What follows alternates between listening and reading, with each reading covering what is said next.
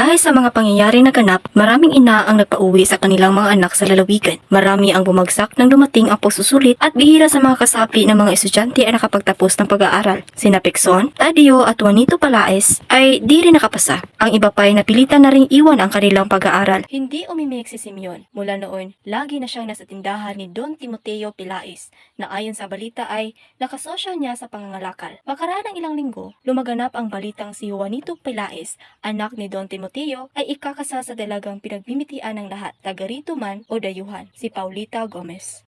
Siya nga ba, Senyor Sinbad? At silaw niyo kami minsan sa isang bagay na ninyang di. May utang kayong malaki sa bayang ito. Mangyari pa. Ihandog niyo marahil ang buong bahay. Marahil, ngunit ako'y walang bahay. Binil...